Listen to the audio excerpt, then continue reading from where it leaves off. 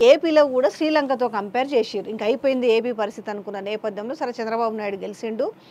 ఆయన 5 సంతకాల్లో భాగంగా మూడో సంతకం వచ్చేసి ఈ ₹4000 పెన్షన్ మీద పెట్టడమే కాకుండా ఏప్రిల్, మే, జూన్ ఇవి కలిపి ₹7000 4000 పెరిగింది ఒకటి ప్లస్ ఈ 3000 కలిపి ₹7000 నెలకి ఇస్తానన్నాడు.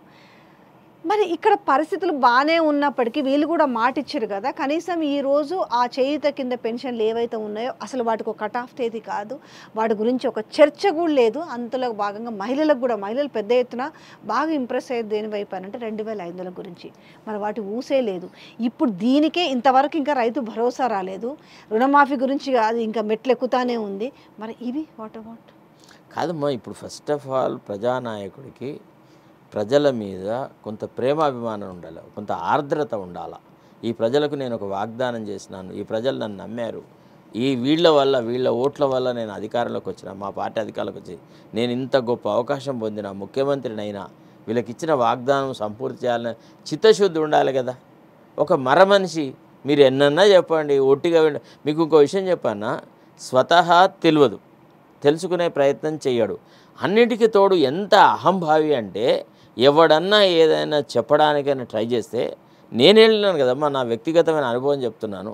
నేను వెళ్ళి ఆ జీఓఎంఎస్ నెంబర్ 46 వాళ్ళకి సంబంధించిన వ్యవహారం చెప్పడానికని పోయి ఆ పిల్లలందరూ బీదవాళ్ళు, అంతా ఎస్సీ ఎస్టీ బీసీల వాళ్ళు, చాలా గ్రామీణ ప్రాంతాల నుంచి వచ్చిన వాళ్ళు.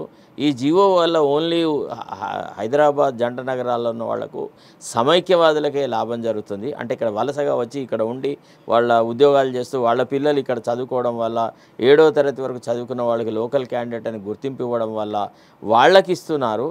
ఇది మన తెలంగాణ వాళ్ళకి అన్యాయం చేస్తే నేను చెప్పడానికని పోతే మీరు నమ్ముతారో నమ్మరో, నన్ను ఎగాదిగా చూసిన తీరు ఎట్లా చూసినాడంటే, అంటే ఆయన బాడీ లాంగ్వేజ్ని basically I tell you, I been both a journalist and a lawyer. మేము నా కళ్ళల్లో ఇట్లా ఎక్స్రే మిషన్లు ఉంటాయి. నేను ఒక మనిషిని చూడంగానే వీడు బతుకు గింత అని డిసైడ్ చేసి వాని కంటెంటు, వాని ఎబిలిటీ, వాని ఎఫిషియన్సీ అంతా రాసి పెడతా. నేను చూస్తే నాకు ఒక్కసారి ఎంత ఆశ్చర్యం అంటే ఆయన ప్రవర్తనలో, అంటే నీకేదో మొక్కుబడిగా ఒక ఇంటర్వ్యూ ఇచ్చినా, నీకు ఒక అవకాశం ఇచ్చినా 2 నిమిషాలలో నువ్వు ఏది చెప్పదలుచుకున్నా జై, అబ్బా నువ్వు చెప్పకుంటే మాకు తెలియదా, నువ్వు చెప్తేనే మేము తెలుసుకుంటామా, ఓకే రైట్ నువ్వు చెప్పాల్సింది చెప్పినావు, ఇవ్వో మా ఇష్టం వచ్చిన నిర్ణయం మేము చేసుకుంటాము అనే ధోరణి ఉంది తప్ప ఒక విషయం మీద వివరించారు కదా, వివరించినప్పుడు తన నుంచి వచ్చిన స్పందన ఏంటి? ఏది లేదు. ఓకే నేను అన్నీ ఆలోచిస్తాను, నేను మాట్లాడతాను అన్న అని అన్నాడు కదా, అంతే వెళ్ళిపోమన్నాడు కదా. అదే కదా అన్న మాట చెప్పిన తర్వాత 2వ రోజు నుంచి నేను ఏది చెప్పానో దానికి వ్యతిరేకంగా చర్యలు తీసుకోవడం స్టార్ట్ చేసినాడమ్మా. అప్పుడు ఎంత బాధ అనిపిస్తుంది మీకు చెప్పండి. ఇప్పుడు నేను నా వ్యక్తిగతమైన అవసరాల కోసం ఆయన దగ్గరికి పోలేదు. తర్వాత ఇంకోటి ఏం చేసినాడు తెలుసా, ఇప్పుడు ఒక చీప్ టాక్టిక్స్ ఏం చేస్తున్నారంటే, ఇప్పుడు ఎవరైనా ప్రభుత్వ విధానాల మీద ఒక విమర్శనాత్మకమైనటువంటి మాట మాట్లాడితే ఒక గ్యాంగ్ ఉందన్నమాట.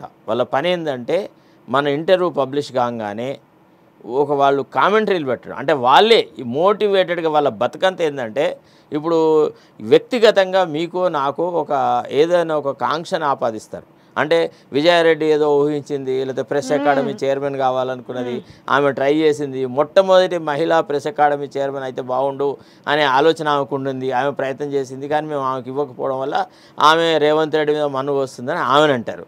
ఇక నా దగ్గరికి వచ్చేటప్పటికి నేను అర్హమైన వ్యక్తిని కాబట్టి ఎవడో అడ్వకేట్ జనరల్ పోస్ట్ కోసం ఆయన ఎక్స్పెక్ట్ చేసినాడు, అది ఇవ్వకపోవడం వల్లనే ఆయనే చాలా వ్యతిరేక్త భావనతోని రేవంత్ రెడ్డి మీద మన్ను వస్తున్నాడు అనేటువంటి ఓ మాట ఆ కామెంటరీలో పెడుతున్నాడు. నేను ఒక ప్రశ్న అడుగుతున్నానమ్మా, మనలో మాట. ఈరోజు ఈ టాపిక్ ప్రతిసారి ఇది మనం తీయలేదు, ఇది మనము వ్యక్తిగత కాంక్షతో ఏ రకమైన పని చేయలేదు, కానీ కావాలని వాళ్ళ చెంచగాళ్ళు పెడుతున్నటువంటి కామెంటరీకి నేను ఈనాడు మీ ముఖం ద్వారాతోని మీతోనే ఒక విషయం ప్రస్తావిస్తున్నా.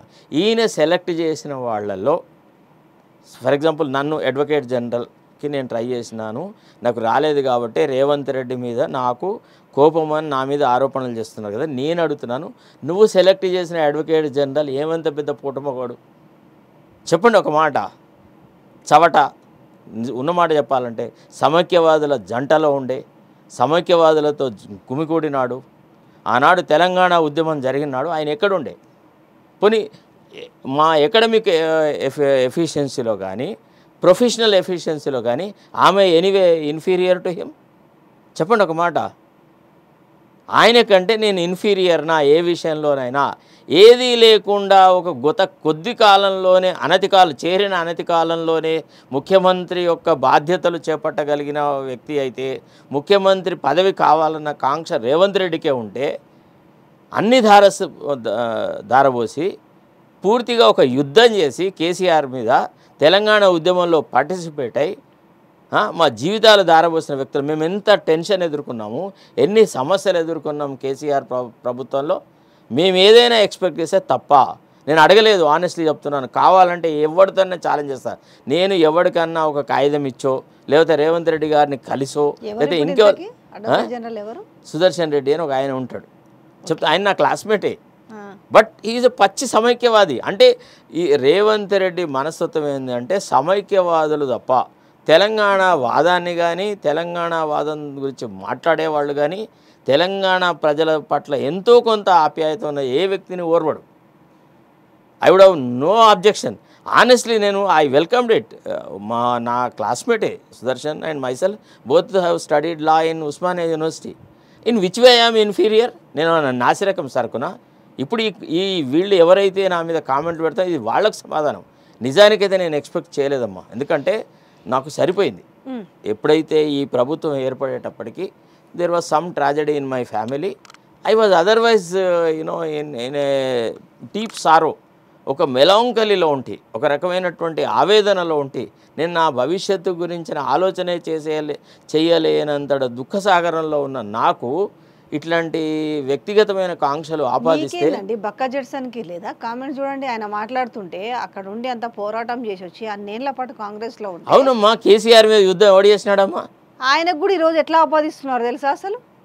చెప్తున్నాను ఒక మాట. అంటే వీళ్ళకి వ్యక్తిగతమైన కాంక్ష ఉంటే కరెక్ట్ అట, మిగతా వాళ్ళకి ఉండొద్దు. మిగతా వాళ్ళకి ఎందుకు ఉండదు? ప్రజాస్వామ్యంలో ఎవడైనా దేనికైనా అర్హుడే. ఈయన సెలెక్ట్ చేసుకున్న పోటుమగోళ్ళ కంటే మనం ఏదైనా తక్కువైతే అప్పుడు మన గురించి మాట్లాడాలి.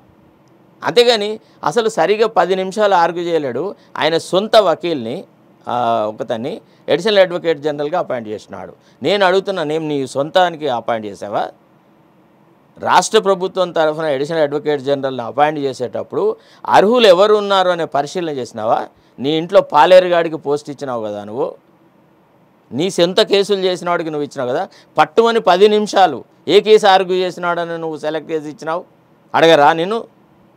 It's a public service. అయితే you are paying them from state exchequer 8,500 ఒక అపియరెన్స్కి. అడగరా నేను? అర్హత లేని వ్యక్తులకు నువ్వు అవకాశాలు అందలాలు కల్పిస్తే నిన్ను ప్రశ్నించరా? అంటే ఇప్పుడు ఎందుకు మాట్లాడాల్సి వచ్చింది ఈ టాపిక్ అంటే పదే మనని గిల్లుతుంటే ఈ టాపిక్ తీయాల్సి వచ్చింది. లేకపోతే తీయకపోతుంటే అరే ఆయన ఇష్టం, ఆయనకు నచ్చిన వ్యక్తిని ఆయన చేసుకుంటాడు. జనరల్గా అడ్వకేట్ జనరల్ అంటే ముఖ్యమంత్రికి ఎవరి మీద కాన్ఫిడెన్స్ ఉంటుందో వాళ్ళని సెలెక్ట్ చేసుకుంటారు. అర్హులు, అనర్హులు రకరకాలుగా ఉంటారు. ఆనాడు కిరణ్ కుమార్ రెడ్డి ఉండే. కిరణ్ కుమార్ రెడ్డి వీళ్ళంతా ఒక గ్రూప్. అంటే మేము యూనివర్సిటీలో చదువుకునే రోజులలో అమర్నాథ్ రెడ్డి కొడుకు కిరణ్ కుమార్ రెడ్డి ఒక వర్గము, తర్వాత పి శివశంకర్ వాళ్ళ అబ్బాయి సుధీర్ ఒక వర్గం. మేము సుధీర్ వర్గానికి చెందిన వాళ్ళము. ఈ ఇతను ఎవరు సుదర్శన్ రెడ్డి వీళ్ళందరూ కిరణ్ కుమార్ రెడ్డి వర్గానికి సంబంధించిన వాళ్ళు. కిరణ్ కుమార్ రెడ్డి ముఖ్యమంత్రి అవడం వల్ల ఆయనకున్న సన్నిహిత సంబంధం వల్ల తెలంగాణ వాళ్ళకి అడ్వకేట్ జనరల్ పోస్ట్ ఎప్పటికీ రాలేదు. సమైక్య రాష్ట్రంలో ఒక్కసారి అవకాశం రాలేదు. అంటే ఆ విమర్శను ఎదుర్కోవడానికని ఈయనకి ఇచ్చినాడు.